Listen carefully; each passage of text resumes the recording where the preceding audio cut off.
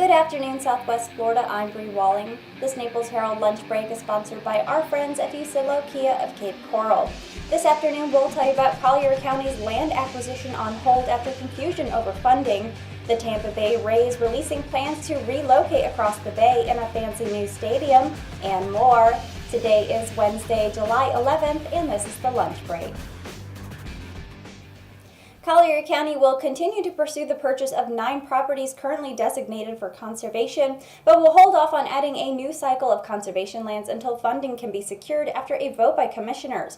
The commission had previously voted to use $17 million from Conservation Collier's maintenance fund in order to purchase new property, with the intention of eventually replenishing the fund.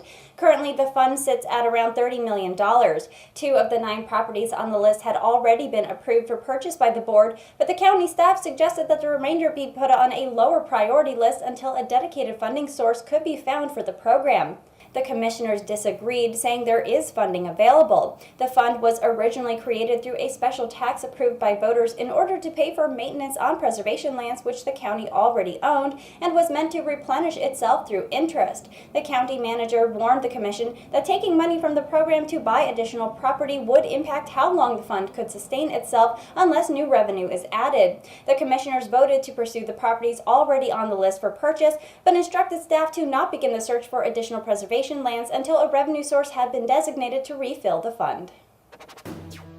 The Tampa Bay Rays on Tuesday unveiled an elaborate plan for a new domed stadium that would take them across Tampa Bay to the Ybor City section of Tampa at a cost of nearly $900 million. The more than 30,000-seat stadium would be the smallest in Major League Baseball and would be covered by a fully enclosed and translucent roof, not a retractable dome. Stuart Sternberg, principal owner of the Rays since 2005, called the plan a dramatic break from the past and explained the blueprint as the franchise's latest attempt to make a long-term commitment to the region.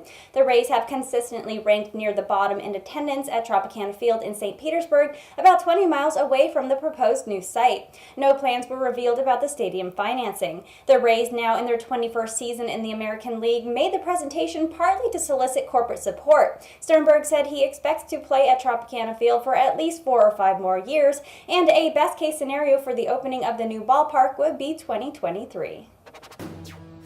Some immigrant toddlers are back in the arms of their parents, but others remained in holding facilities away from relatives as federal officials fell short of meeting a court-ordered deadline to reunite dozens of youngsters forcibly separated from their families at the border. Late last month, a judge set a 14-day deadline to reunite children under 5 with their parents and a 30-day deadline for older children. It wasn't immediately clear how many children left detention facilities Tuesday or how many remain. In trying to meet the first deadline, the government began with a list of 102 children potentially eligible to be reunited and whittled that down to 75 through screening that included DNA testing done by swabbing the inside of the cheek. Of those 75, Justice Department attorneys told the court the government would guarantee 38 would be back with their parents by the end of Tuesday. They said an additional 17 could also join their parents if DNA results arrived and a criminal background check on a parent was completed by day's end. Government attorneys, meanwhile, told a federal judge that the Trump administration would not meet the deadline for 20 other children under 5 because it needed more time to track down parents who have already been deported or released into the U.S. The government defended its screening, saying it discovered parents with serious criminal histories, 5 adults whose DNA tests showed they were not the parents of children they claimed to have, and 1 case of credible child abuse. The administration now faces a second, bigger deadline of July 26th to reunite perhaps 2,000 or so older children with their families. And that was a lunch break for today. I'm Bri Walling. For your twice daily news fix, head over to the Naples Herald YouTube channel and subscribe. Leave us a comment to let us know your thoughts on the news or what you'd like to hear about. The lunch break airs Monday through Friday at 12 p.m. right here at naplesherald.com. And don't forget to check out our morning report that also airs Monday through Friday at 9 a.m. Thank you for watching. We'll see you tomorrow.